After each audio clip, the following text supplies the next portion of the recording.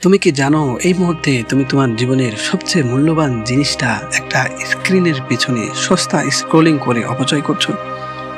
এক সেকেন্ড ভাবো, যদি তোমার ব্যাংকে অ্যাকাউন্ট থাকা টাকাগুলো কাগজ বা ডিজিটাল নম্বর না হয়ে সরাসরি তোমার বেঁচে থাকার সময় হতো।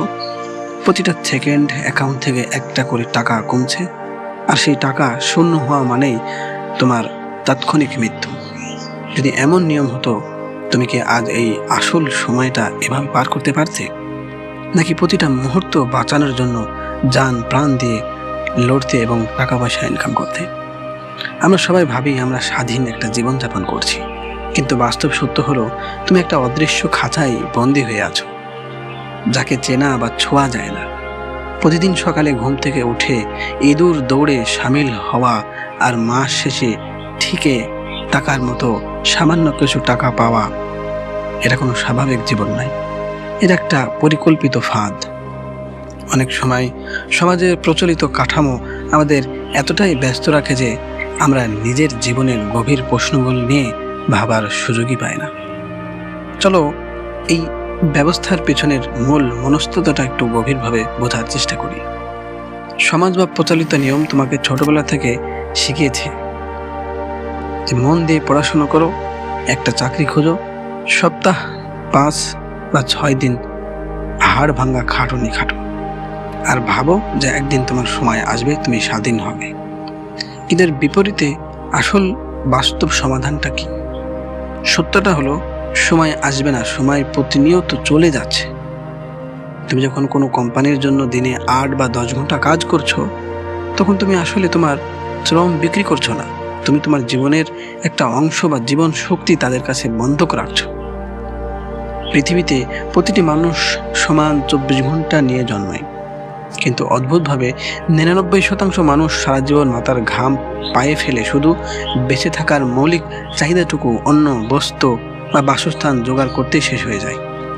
অন্যদিকে মাত্র 1% মানুষের কাছে এত সম্পদ জমা হয়ে আছে যে তাদের কোনো কাজেই লাগে না, শুধু একটা সংখ্যার মতো বাড়তে থাকে। এটা কোনো কাকতালীয় ঘটনা নয়। এই সিস্টেম চাই তুমি সবসময় একটা প্যানিক বা ভয়ের মধ্যে থাকো, যাতে মাসের শেষ বিল মেটানোর চিন্তায় তুমি কখনো এই পুরো চক্রটার বাইরে গিয়ে বড় কিছু ভাবার সাহসী না পাও। তোমাকে প্রতিনিয়ত একটা মিথ্যা আশা দেওয়া হয় যে আর একটু খাটো, লাইফ সেট হয়ে যাবে, কিন্তু বাস্তবতা হলো এই ইঁদুর দৌড়ের কোনো শেষ নেই। যদি তুমি ভাবো এই চক্র থেকে পালানোর কোনো পথ নেই, অথবা এটাই একমাত্র নিয়তি, তবে তুমি মস্ত বড় ভুল করছো। এই ট্র্যাপ থেকে বাড়ানোর একটা গোপন পথ বা গিলস আছে, যা খুব কম মানুষ ধরতে পারে। সেটা জানার আগে তোমাকে বুঝতে হবে তুমি প্রতিদিন ঠিক কতটা করে মরছো। আমাদের অন্তত সবচেয়ে সেরা, আমাদের পিঠে একটা অদৃশ্য কাউন্টডাউন টাইমার চলছে। মানুষের গড় আয়ু যদি 60 বা 70 বছর ধরা হয়, তার মানে আমাদের হাতে বড় জোর 25 থেকে 26,000 দিন আছে। তুমি যদি অলরেডি 20 বা 25 বছর পার করে ফেলে থাকো, তবে তোমার জীবনের ডায়েরি থেকে প্রায় অর্ধেক পাতা ছিঁড়ে চলে গেছে, বাকি আছে মাত্র 10 বা 15,000 দিন। একটু মনে করে দেখো তো, গত পরশু সকালে তুমি ঠিক কি করছিলে, কিংবা তার আগের দিন, মনে পড়ছে না তো? এইভাবেই হাজার হাজার দিন আমাদের জীবন থেকে ফুঁয়ে উড়ে শেষ হয়ে যাচ্ছে, যার হিসাব আমরা রাখছি না। তুমি যখন এই অডিওটা শুনছো, তখনও তোমার জীবনের এক একটা সেকেন্ড চিরকালের মতো হারিয়ে যাচ্ছে।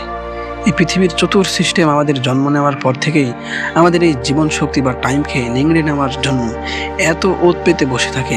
এমনকি অনেক সময় আমাদের চারপাশের চেনা মানুষগুলো না বুঝে আমাদের এই ট্র্যাপের মধ্যে ঠেলে দেয়। তারা আমাদের শেখায় সবাই যা করছে তুমিও তাই করো, কিন্তু সবাই তো একটা খাঁচার ভিতরে গোল গোল ঘুরছে। খাঁচার ভিতরের কেউ তোমাকে খাঁচা ভাঙার উপায় শেখাতে পারবে না। যদি তুমি এই সিস্টেমের আসল খেলাটা না বোঝো, তবে এর থেকে মুক্ত হওয়া অসম্ভব। কারণ যে মানুষটা নিজেই জানে না সে বন্দী, সে কখনো মুক্তির জন্য চেষ্টাই করবে না। তার এর সমাধান কি? অনেকে ভাবেন সব কিছু ছেড়ে ছেড়ে পালিয়ে গেলেই বুঝি মুক্তি পাওয়া যায়, কিন্তু চোখ বন্ধ করলেই কি বাইরের ঝড় থেমে যায়? না, পালিয়ে যাওয়া কোনো সমাধান নয়, বরং এই মায়ার ভিতরে থেকেই এর নিয়মটাকে নিজের পক্ষে ব্যবহার করতে হবে। আর এখানেই লুকিয়ে আছে আমাদের আজকের সবচেয়ে বড় শিক্ষা, যা আমি একটা বিশেষ গল্পের মাধ্যমে তোমাকে বোঝাতে চাই। এক বিশাল ও ঘন অরণ্যের গভীরে একটা প্রাচীন মেহগনি গাছের বাগান ছিল। সে বাগানের ঠিক মাঝখানে ছিল একটা বিশাল মেকানিক্যাল ইঞ্জিন বা যন্ত্র, যা অনবরত মাটি থেকে রস আর পুষ্টি চুষে নিচ্ছিল। বাগানের প্রতিটি মেহগনি গাছ ভাবতো, তারা তো মুক্ত, বাতাসে ডালপালা মিলেছে, সূর্য আলো পাচ্ছে, তাহলে তারা স্বাধীন। কিন্তু তারা একটা বিষয় খেয়াল করেনি, ওই মাঝখানের দানবীয় ইঞ্জিনটা মাটির সব উর্বরতা নিজের ভিতরে টেনে নিচ্ছিল।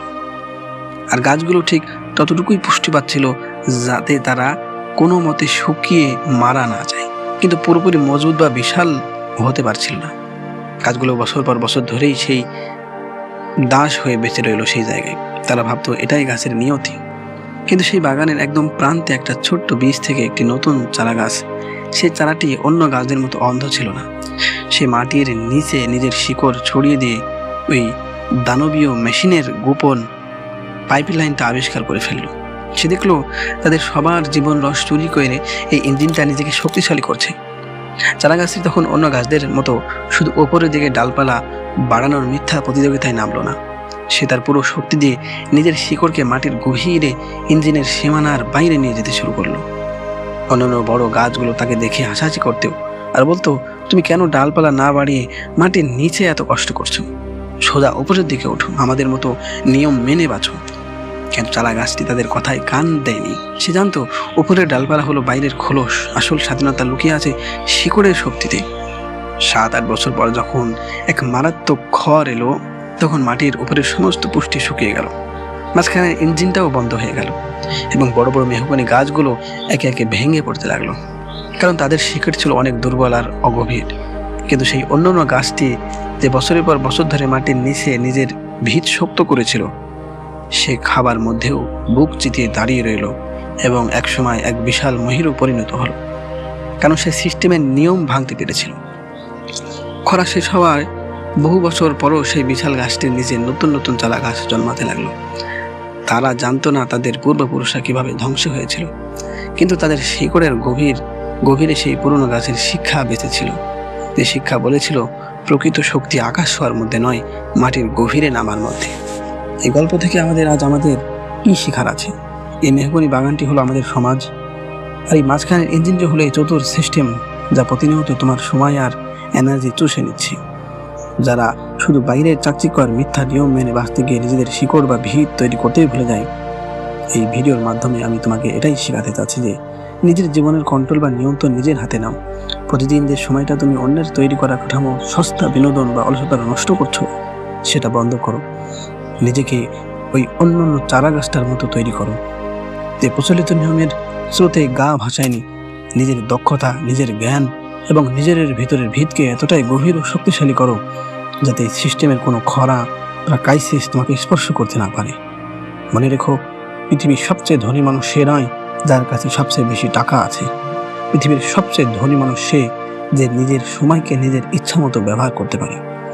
তাই আজ থেকে সময়কে খরচ করো না, বিনিয়োগ করো, কারণ একদিন ঘড়ির কাঁটা থেমে যাবে, কিন্তু তোমার তৈরি করা উত্তরাধিকার তখনও বেঁচে থাকবে। নিজের ভিত গড়ো।